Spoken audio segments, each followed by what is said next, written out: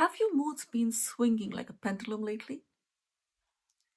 Or maybe you're having never ending periods which just don't seem to stop? Then maybe, just maybe, you have what is called estrogen dominance.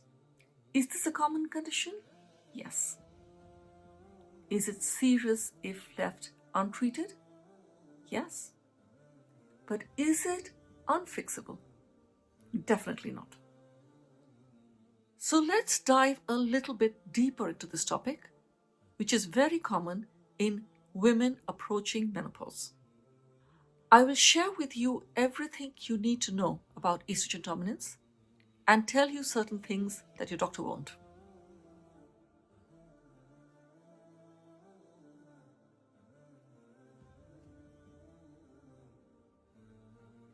Assalamu alaikum, sisters. Welcome to my channel.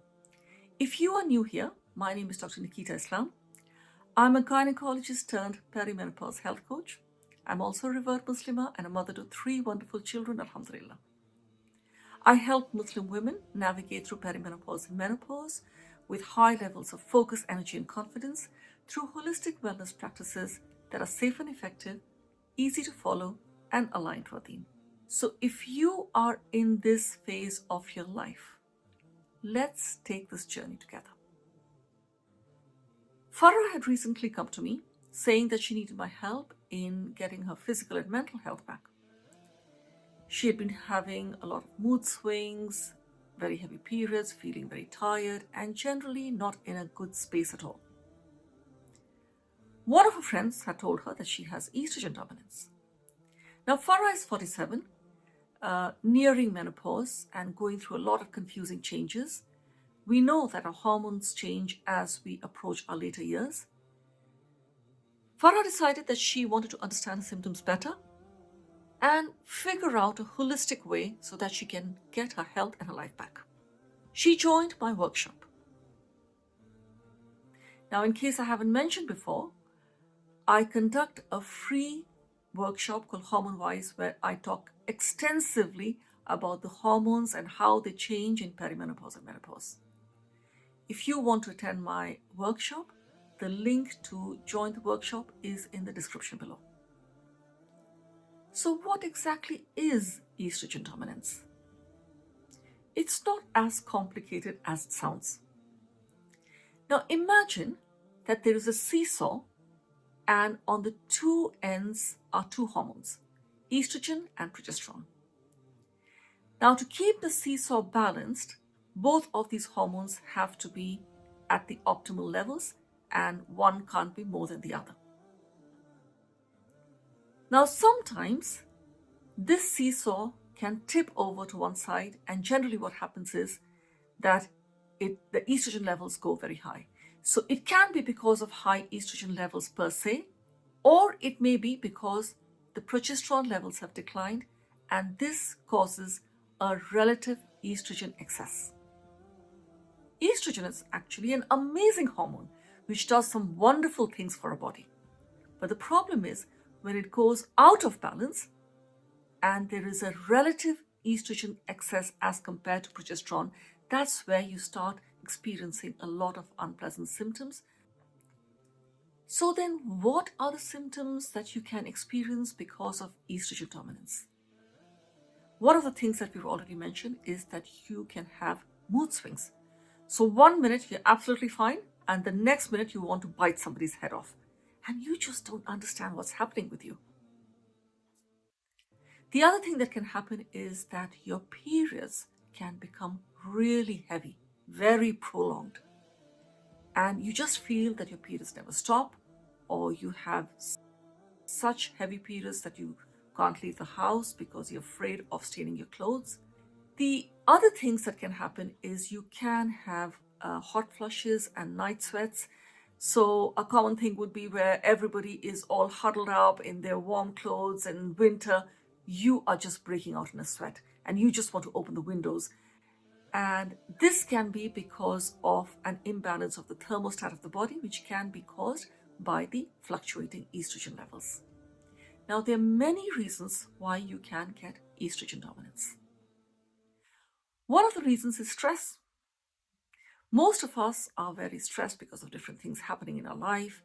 And when you have high levels of stress and chronic stress, that means you're stressed all the time, what happens is that your stress hormone cortisol rises. And when cortisol rises, progesterone decreases. And when progesterone decreases, you can have a relative estrogen excess. The other thing that can happen is that there can be actual rise in the estrogen levels. And this happens when you have put on a lot of weight, especially in your perimenopause and menopause years. The other thing that can happen is exposure to environmental toxins, xenoestrogens, so estrogen-like compounds, and they're very potent, and they can mimic the action of estrogen and worsen all the symptoms that you're having because of estrogen dominance and contribute to an excess estrogen load. You may have a diet which is very unhealthy, so you're consuming a lot of sugar and processed food, and this can upset your gut health. And we know that gut health is extremely important for estrogen elimination. The problem with estrogen dominance is it's not just the mood swings. What estrogen dominance does, if left untreated, is it increases your risk of clots. It increases your risk of stroke. It increases the risk of heart disease. It also increases your risk of getting hormone-dependent cancers like breast cancer and womb cancer. It can cause a lot of different things in the womb, because of which you can have heavy bleeding. So there can be proliferation of the lining of the womb, which is called endometrial hyperplasia, which can then lead on to precancer and cancer. It can cause growths within the womb, like polyps and fibroids. But not to worry, estrogen dominance can be fixed. There are many simple things that you can do to fix estrogen dominance. One thing that really helps is shedding those extra pounds of fat that you may have piled on. And this can reduce the estrogen load. But there is one problem, and you may have noticed this. And let me know in the comments if you've noticed this. It's very hard to actually release weight in perimenopause and menopause. So you can eat the same, you can exercise the same, and it's very hard to release that excess weight. I have created a separate video which talks exactly about this issue, why you gain weight and what are the best ways is to release this excess weight. And you can watch this video to learn more about it. Now, there is a very simple thing that you can correct and it will reduce estrogen dominance. Something that your doctor may not actually tell you. But before that, if you like this video and all the information that I've shared, do like, share, and subscribe. It'll help me reach other sisters who might need to know this information. Share the barakah and have a share in the barakah. One game changer. Reducing the exposure to xenoestrogens will significantly reduce the estrogen load. So think of avoiding plastic containers, plastic bottles, making sure you either buy organic food or food which is sort of been washed very well so that you get rid of all the pesticides.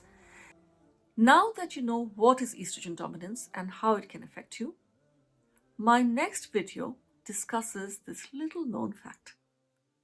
Constipation worsens estrogen dominance.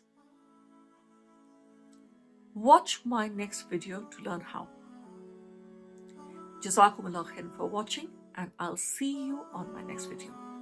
And remember, your best is yet to